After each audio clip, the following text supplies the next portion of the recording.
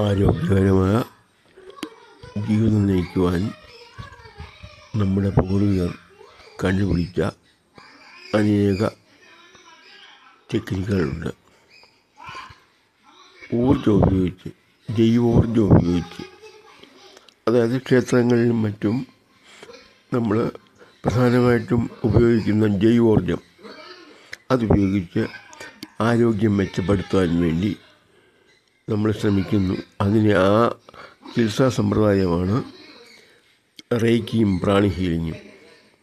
ഇത് രണ്ടും ഉപയോഗിക്കപ്പെടുന്നത് ജൈവോർജ്ജം, അതായത് പ്രാണൻ ആണെങ്കിലും രണ്ടും രണ്ട് രീതിയിലാണ് ഉപയോഗിക്കുന്നത്. രണ്ടിലും റേക്കിൽ ഒരു രീതിയിലും വ്യത്യാസപ്പെട്ട മറ്റൊരു രീതിയിൽ പ്രാണി ഹീലിങ്ങിലും. രണ്ടും ആരോഗ്യ സംരക്ഷണമാണ്. ആരോഗ്യം മെച്ചപ്പെട്ടു വരുമ്പോൾ രോഗങ്ങൾ തന്നെ മാറി വരുന്നത് കാണാം. ആദ്യം അതിന് അനുഷ്ഠിക്കേണ്ട ചില കാര്യങ്ങളുണ്ട്. നാം മാനസികമായിട്ട് അതിനുവേണ്ടി തയ്യാറെടുക്കണം. ആദ്യം തന്നെ അത് ഏതാനും മിനിറ്റുകൾ മതി. മനസ്സിൻ്റെ ഒരു ക്രമീകരണം വേണം. ആ ക്രമീകരണത്തിലൂടെയാണ് നമ്മളുടെ ഊർജം സംഭരിക്കാനുള്ള ഊർജം നമ്മളിലേക്ക് കേന്ദ്രീകരിച്ച് നമ്മൾ മറ്റുള്ള ഒരാളിലേക്കോ നമ്മളിലേക്കോ അത് പ്രയോഗിക്കാൻ പഠിക്കുന്നത്. അതെപ്പോഴും നമ്മൾ ശ്രദ്ധിച്ച് ചെയ്താൽ വളരെ ഫലപ്രദമായിട്ട് അത് തീരുന്നതാണ്. നമ്മൾ ആദ്യം നമ്മളിൽ തന്നെ ഒന്ന് ഉപയോഗിച്ച് ശീലിച്ച് നോക്കുക ആദ്യം. അതിനുശേഷം അത് മറ്റുള്ളവരിലേക്ക് മിനിറ്റുകൾ കൊണ്ട് നമുക്ക് നമ്മളിലേക്ക് പ്രയോഗിക്കാൻ കഴിയണത്. അപ്പം നമ്മളൊരു ഉത്തേജനം ഉണ്ടാവും, ജൈവോർജ ഉത്തേജനം ഉണ്ടാവും. ആ ഉത്തേജനം വന്നു കഴിയുമ്പോൾ നമ്മുടെ ഇച്ഛ എങ്ങനെ കോൺസെൻട്രേറ്റ് ചെയ്യുന്നോ അവിടേക്കത് പോകുന്നതറിയാം. അങ്ങനെ ചെന്ന് രോഗിയുടെ ശരീരത്തിലേക്ക് എത്തുന്നു. ശരീരത്തിൽ ഊർജ മർമ്മങ്ങളായ ചക്രാസ് പ്രതിനിധാനം ചെയ്യുന്നത് അവയവങ്ങളെയാണ്, അന്തരാവയവങ്ങൾ, പ്രത്യേകിച്ച് ഗ്ലാൻസിനെ. ശരീരത്തിലുള്ള ഉള്ളിലുള്ള എല്ലാ ഗ്ലാൻഡുകളും പ്രവർത്തിച്ച് കഴിയുമ്പോൾ രോഗം നിലനിൽക്കാൻ കഴിയാത്തൊരവസ്ഥയിലെത്തും ശരീരം. രോഗം തനിയെ മാറിക്കൊള്ളും. മരുന്നല്ല ഉപയോഗിക്കുന്നത്, ഒരു മരുന്നും വേണ്ട. ഒരാളിനെ ഒന്ന് സ്പർശിക്കുക പോലും ചെയ്യാൻ പറ്റുന്ന ഒരു ചികിത്സാ സമ്പ്രദായമാണ് പ്രാണി ഹീലിംഗ്. റേക്കി രണ്ട് രീതിയിൽ ഉപയോഗിക്കാം. രോഗിയെ സ്പർശിക്കാതെ ചെയ്യാം, സ്പർശിച്ചും ചെയ്യാം. സ്പർശിച്ച് ചെയ്യുന്നത് കുറച്ച് ലളിതമാണ്. അതിൻ്റെ എഫക്റ്റും മറ്റതുപോലെയൊക്കെ തന്നെയാണ്. എങ്കിലും സ്പർശിച്ച് ചെയ്യുക എപ്പോഴും പ്രാവർത്തികമല്ലാത്തതുകൊണ്ട് ഇപ്പോൾ സ്പർശിക്കാതെ ചെയ്യാൻ ശ്രമിക്കാം. കോൺസെൻട്രേഷൻ വളരെയധികം എടുക്കേണ്ടി വരും. അത് ഒരു പ്രാക്ടീസ് കൊണ്ട് നേടിയെടുക്കാം ഹീലർക്ക്. ഹീലറുടെ മനസ്സിൻ്റെ നിലയാണ് ഹീലറെ വിജയിപ്പിക്കുന്നത്. കൃത്യമായ കോൺസെൻട്രേഷനും അതിനുള്ള ക്രമീകരണ രീതിയും വ്യത്യസ്ത രീതിയിലുള്ള പ്രയോഗമാണ് അവിടെ വരുന്നത്. എപ്പോഴും ഒരേപോലെ അല്ല പ്രയോഗിക്കപ്പെടുന്നത്. സിമ്പിളുകൾ ഉപയോഗിക്കാറുണ്ട്. നമുക്ക് ഒത്തിരി സിമ്പിളുകളുണ്ട് ഇന്ത്യൻ. ഇത് ജാപ്പനീസാണ് ഈ പ്രാണി ഹീലിംഗ്, റേക്കി ഹീലിംഗ്. അതുകൊണ്ട് ഈ റേക്കി അവരുടെ ആ സിമ്പിൾസാണ് ഉപയോഗിക്കുന്നത്. ജാപ്പനീസ് അക്ഷരങ്ങളാണ് ഉപയോഗിക്കുന്നത്. അത് സൂക്ഷ്മമായിട്ടത് ഊർജ കേന്ദ്രീകരിക്കുന്നതിന് ഉപയോഗിക്കുന്ന ടെക്നിക്കാണ്. നമ്മളുടെ ഭാരതത്തിലെ ഓം, ഹ്രീം, ശ്രീം, ക്ലീം എന്ന് പറയുന്നത് പോലെ അനേക സിമ്പലുകൾ ജാപ്പനീസ് ഭാഷയിലുമുണ്ട്. ഇവയൊക്കെ അതിൻ്റെ ആ ഊർജ കേന്ദ്രീകരണ ശക്തി അനുസരിച്ച് നമ്മൾ വിവിധ ആവശ്യങ്ങൾക്ക് വേണ്ടിയിട്ട് ശരീരത്തിൽ പ്രയോഗിക്കുന്നു. അത് കോമണായിട്ട് നമ്മൾ ആദ്യം ഒന്ന് ഉപയോഗിക്കുന്ന അതിൻ്റെ പേരാണ് ചോക്കോറായി. ആ സിമ്പൽ മനസ്സിൽ സങ്കല്പിച്ച് ചെയ്യാം. ഫിസിക്കലായി അത് വരയ്ക്കുകയും ചെയ്യാം. ബോഡിയിൽ വരയ്ക്കാം, ഊർജ്ജതലത്തിൽ വരച്ച് ബോഡിയിലേക്ക് പ്രവഹിപ്പിക്കാൻ ചെയ്യാൻ സാധിക്കും. ഈ രീതിയിൽ ഉള്ള ഒരു ആവറേജ് ഒരു രീതിയാണ് ഞാൻ പറഞ്ഞത്. ഇതൊന്നുമല്ല, ഇതിനേക്കാളൊക്കെ വിപുലമായ ഒരു സംവിധാനത്തിലാണിത് മറ്റൊരാളിലേക്ക് അപ്ലൈ ചെയ്യുന്നത്, ഇത് പ്രയോഗിക്കപ്പെടുന്നത്. നാം എത്രമാത്രം അതിൽ ശ്രദ്ധിക്കുന്നുവോ അത്രയും കൂടെ പ്രപഞ്ചത്തിൽ നിന്നുള്ള ഊർജം ഇങ്ങോട്ട് വിട്ട് കിട്ടുന്നതാണ്. അങ്ങനെയാണ് രോഗശാന്തി ഉണ്ടാകുന്നത്. രോഗശാന്തിക്ക് തന്നെയല്ല റേക്കി ഉപയോഗിക്കുന്നത്. റേക്കിയും പ്രാണി ഹീലിങ്ങും അതുതന്നെ ആത്മീയമായ നല്ല പുരോഗതി നേടുവാൻ, പെട്ടെന്ന് പുരോഗതിയിലേക്ക് നീങ്ങുവാൻ നമ്മെ സഹായിക്കും. മതങ്ങൾ വളരെ സ്ലോയിൽ, വളരെ സാവധാനമാണ് ആത്മീയ പുരോഗതി വരുത്തുന്നത്. അത് അനേക കാര്യങ്ങൾ കൂട്ടിയിട്ട് കഥകളും ഉപകഥകളും ആവശ്യമില്ലാത്ത ആചാര രീതികളും ഒക്കെ ചേർത്ത് ചെയ്യുന്ന കാരണം ഇത് ആവശ്യമുള്ളത് ഏതാണ് ഇല്ലാത്തത് ഏതാണെന്ന് തിരിച്ചറിയാൻ തന്നെ ബുദ്ധിമുട്ട്. ഒരു വ്യവസായം പോലെയാണ് മതങ്ങൾ പോകുന്നത്. ഈ മതങ്ങളുടെ സഹായമില്ലാതെ ആത്മീയ രംഗത്ത് മുന്നേറിയെങ്കിലേ മുന്നേറുകയുള്ളൂ. അതല്ലെങ്കിൽ ചെറിയൊരു അംശത്തിൽ പോലും ഒരു ജീവിതം കാലം കൊണ്ട് ചെന്നെത്താൻ ഒക്കുകയില്ല. ആത്മീയമായിട്ടൊന്നും ഒരു മതം കൊണ്ടും ഈ ലോകത്തിൽ ആരും ഉയർന്ന് ഞാൻ കേട്ടിട്ടില്ല, ആരും പറയുന്നുമില്ല. അവർ വേറെ രീതിയിൽ തനിയെ അവരവരുടെ വഴിക്ക് നീങ്ങുമ്പോഴാണ് ആത്മീയ പുരോഗതി ഉണ്ടാകുന്നത്, ആത്മാവിന് വികസനം ഉണ്ടാകുന്നത്, ആത്മാവ് വളരുന്നത്. അതായത് നമ്മളിലുള്ള ചെറിയ ആത്മാവിൻ്റെ ഒരു സ്ഫുരണം അത് വളർന്ന് പ്രപഞ്ചത്തോളം എത്തണമെങ്കിൽ നമ്മളുടെ ശ്രമം വേണം. യേശു ക്രിസ്തു അന്ന് നിലവിലുള്ള ഒരു വ്യവസ്ഥയെയും അംഗീകരിച്ചിട്ടല്ല ദൈവമായത്.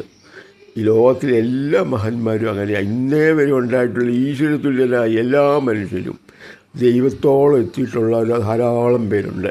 നമുക്ക് ഈ അടുത്ത കാലത്ത് ജീവിച്ചിരുന്ന നാരായണ ഗുരുസ്വാമിയും അയ്യങ്കാളി സത്യത്തിൽ സാമൂഹ്യ പ്രവർത്തനം തന്നെ ആയിരുന്നില്ല, ആത്മീയമായ അതിശക്തമായ ഒരു സ്ഫുരണം അദ്ദേഹത്തിൽ ഉണ്ടായിരുന്നു. അതുകൊണ്ടാണ് ഇത്രയും ചെയ്യാൻ പറ്റും. ഒരു സമൂഹത്തെ മൊത്തത്തിൽ മാറ്റിയെടുക്കാൻ ഇന്ന് മാറ്റിക്കൊണ്ടിരിക്കുന്നത് അതുകൊണ്ടാണ്.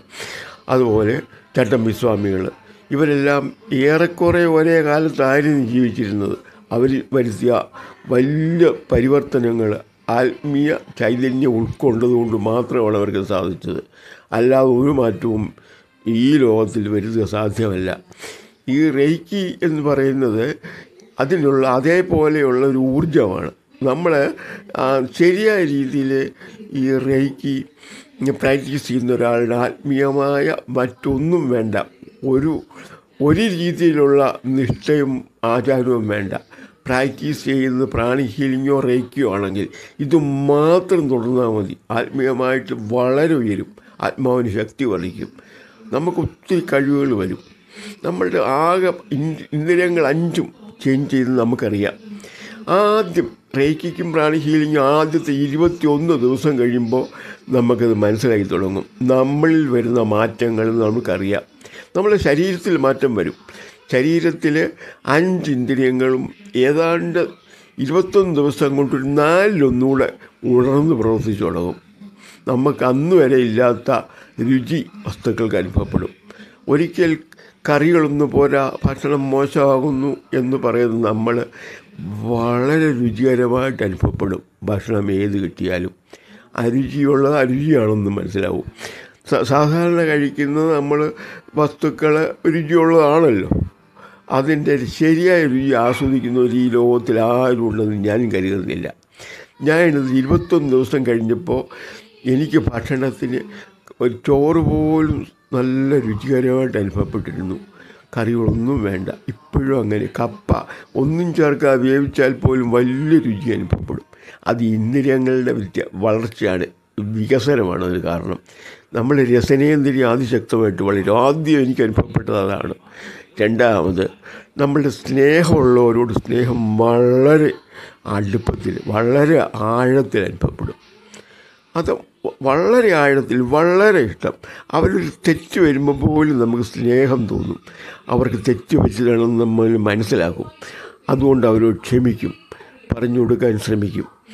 അതുപോലെ ഈ സ്പർശനേന്ദ്രിയം, നമ്മളെ ഒരു ചക്കയുടെ കണ്ണടച്ചുകൊണ്ട് ചക്കയുടെ പുറത്ത് സ്പർശിച്ചാൽ ആ മുള്ള് നമുക്ക് കയ്യിൽ തട്ടുമ്പോൾ നമുക്കറിയാതെ ചക്കയാണെന്ന്, കണ്ണടച്ചുകൊണ്ടായാലും. ഇതുപോലൊരു വ്യക്തിയുടെ കയ്യിൽ പിടിക്കുമ്പോൾ, അതായത് ഷേക്ക് ഹാൻഡ് ചെയ്യുമ്പോൾ ആളിനെ കുറിച്ചുള്ള ധാരണ നമ്മളിൽ വരും തന്നെ. നമ്മൾ ആ ആളിൻ്റെ ഒരു മൊത്തത്തിലൊരു വ്യക്തി പ്രഭാവം നമ്മുടെ മനസ്സിൽ വരും. അതൊരു പ്രത്യേകതയായിട്ട് എനിക്ക് തോന്നി. എനിക്ക് വലിയ അത്ഭുതമായിരുന്നു അനുഭവപ്പെട്ടത്. എനിക്ക് തന്നെയല്ല, എൻ്റെ സ്നേഹിതന്മാരെല്ലാം പറയുന്നത് ഇത് തന്നെയാണ്.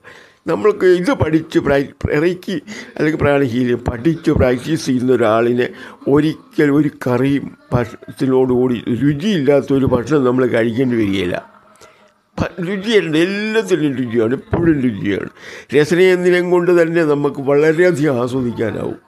അതുപോലെ സ്പർശനേന്ദ്രിയം, കേൾവി, സംഗീതം, ശബ്ദത്തിൻ്റെ ഏത് ശബ്ദത്തിനും നമ്മളറിയാതെ വിശകലനം ചെയ്ത് നമ്മൾ മനസ്സിലാക്കും. ആളിൻ്റെ വ്യക്തിത്വം, ആളുടെ സ്വഭാവം, ആളിൻ്റെ മൊത്തത്തിലുള്ള ആരോഗ്യസ്ഥിതി ആ ശബ്ദത്തിൽ നിന്ന് നമുക്ക് തിരിച്ചറിയാനാവും. അതെൻ്റെ അനുഭവമാണ്. ഇത് പഠിച്ചവരെല്ലാവരുമായിട്ട് ഞാൻ ചർച്ച ചെയ്തിട്ടുണ്ട്, ധാരാളം പേരുമായിട്ട്. അവരെല്ലാം പറയുന്നത് ഇതൊക്കെ തന്നെയാണ്. 21 ദിവസം ഒന്ന് ചെയ്താൽ മതി. ഏത് മതത്തിന് പറ്റും 21 ദിവസം? ജീവിതം മുഴുവൻ ഒഴിഞ്ഞു വെച്ചാൽ പോലും ഒന്നും ആകുകയില്ല. ഒരു വ്യവസായത്തിൻ്റെ അംശമായിട്ട് ചൂഷണം ചെയ്യപ്പെടുക മാത്രം ചെയ്യുന്നിടത്ത് തനിയെ ശ്രമിക്കുമ്പോൾ നമ്മളെ തന്നെ വികസിപ്പിക്കുന്നു. നമ്മൾ 5 ഇന്ദ്രിയങ്ങൾ കൊണ്ടേ നമ്മൾ ലോകം അറിയുന്നുള്ളൂ. ഈ 5 ഇന്ദ്രിയങ്ങളും നല്ല പോലെ പ്രവർത്തിച്ചു തുടങ്ങും. എല്ലാ ഇന്ദ്രിയങ്ങളും നല്ല ശക്തിയായിട്ട് പ്രവർത്തിക്കും. അത് മതിയല്ലോ നമുക്കെല്ലാം മനസ്സിലാക്കാനും ഇത് ജീവിതത്തെ ഒന്ന് വിലയിരുത്താനും നന്മ ചെയ്യാനും. നമ്മൾ ശക്തി വർദ്ധിക്കും, സ്നേഹം വർദ്ധിക്കും. വെറുക്കണ്ടവരോട് എന്തുകൊണ്ടാണെന്നുള്ള അവർക്ക് ആ പോരാഴിക വന്ന് എന്തുകൊണ്ടാണെന്ന് നമ്മൾക്ക് മനസ്സിലാവും. നമ്മൾ അവരിൽ നിന്ന് ഒഴിഞ്ഞു നിൽക്കാൻ ശ്രമിക്കും. അവരെ തിരുത്താൻ അത്ര എളുപ്പമായിരിക്കില്ല, പക്ഷേ ഒഴിഞ്ഞു നിൽക്കാമല്ലോ. അങ്ങനെ ചെയ്യാൻ പറ്റും. അതാണ് ഇതുപോലുള്ള പ്രാക്ടീസിൻ്റെ ഒരു ഗുണം. ഇതൊക്കെ വളരെ സിമ്പിളാണ്, ഒന്നുമില്ല. 5 പൈസയുടെ മുടക്കിൽ ഉള്ള കാര്യമല്ല. ഒരു 5 പൈസ പോലും മുടക്കാതെ ചെയ്യാവുന്ന കാര്യങ്ങളായത്. യേശുക്രിസ്തു ചെയ്തത് ഇതുപോലൊക്കെയുള്ള കാര്യങ്ങളാണ്. അതുപോലെ നമ്മുടെ നാരായണ ഗുരുസ്വാമിയും അങ്ങനെ ചെയ്തിട്ടുണ്ട്. അത് ചെയ്തതായിട്ട് തപസ്സിരിക്കുക എന്ന് പറയുമ്പോൾ അവരെപ്പോഴും കണ്ണുടച്ചിരിക്കുക എന്നല്ല ഇതിനർത്ഥം. ഇതുപോലെ ഒത്തിരി കാര്യങ്ങളുണ്ട് അതിനകത്ത്. മാനസികമായ ചിട്ടപ്പെടുത്തലുണ്ട്. നമ്മുടെ ഇപ്പോഴുള്ളവരും ഈ ആത്മീയമായിട്ട് നല്ല വളർച്ചയിലെത്തിയവർ, നമ്മളുടെ രാഷ്ട്രപ്രമുഖന്മാരൊക്കെ ഇത് വളരെ മുന്നോട്ട് പോയവരാണ്. ആത്മീയമായിട്ട് കുറച്ച് മുന്നോട്ട് പോകാതെ ഒരാൾക്കും ഒന്നും വളരെ വിജയപ്രദമായിട്ട് ദീർഘകാലം ചെയ്യാൻ ഒക്കുകയില്ല. മോദിജിയുടെ വിജയം അതാണെന്ന് ഞാൻ വിശ്വസിക്കുന്നു. അദ്ദേഹം യോഗാചാര്യനാണ്. അതുപോലുള്ള കാര്യങ്ങളാണ് കാണുന്നത് അദ്ദേഹത്തിന്. എല്ലാ കാര്യങ്ങളും തെറ്റ് പറ്റാതെ തൻ്റെ അടുത്തൂടെ മുന്നോട്ട് പോകുന്നു. ഒരു തെറ്റും പറ്റാതെ വളരെ സൂക്ഷിച്ച് മുന്നോട്ട് പോകുന്നു. അത് ഞാൻ വിശ്വസിക്കുന്നു. അദ്ദേഹത്തിൻ്റെ ആ കഴിവ് ആത്മീയതയിൽ നിന്ന് കിട്ടിയതാണെന്ന്. ഇതുപോലെ ലോകത്തിൽ ഇന്നേ വരെ ഉണ്ടായിട്ടുള്ള വലിയ ശാസ്ത്രജ്ഞന്മാരൊക്കെ ഇതുപോലെ തന്നെയായിരുന്നു. ഐൻസ്റ്റൈൻ ഒന്നൊരു ആത്മീയവിശ്വാസിയാണ്. പള്ളിയും ഒക്കെ ഉണ്ടായിരുന്നു. അത് പോകുന്നത് സാമൂഹ്യ ബന്ധത്തിന് വേണ്ടി മാത്രമായിരുന്നു. അദ്ദേഹം തനിയെ ശരിയായ രീതിയിൽ മുന്നേറിയിരുന്നയാളാണ്. ആ ചിന്തയിൽ നിന്നാണ് ആ ക്രമീകരണത്തിൽ നിന്നാണ് ഇത്രയും വളർന്നിട്ടുള്ളത്. ആത്മീയതയുടെ അല്ലാതെ ഒരു പഠനവും കൊണ്ടും ഒരു മനുഷ്യനും ശരിയായ വികസനത്തിലെത്തുക സാധ്യമല്ല എന്നുള്ളത് നമ്മൾ മനസ്സിലാക്കി നമ്മൾ ഓരോരുത്തർക്കും ഈ ഒരു പാത 5 പൈസയുടെ മുടക്കില്ലാതെ നമുക്ക് സാധിക്കും. വളരെ ചുരുങ്ങിയൊരു സമയം 21 ദിവസം ഒന്നാദ്യം പ്രാക്ടീസ് ചെയ്യണം.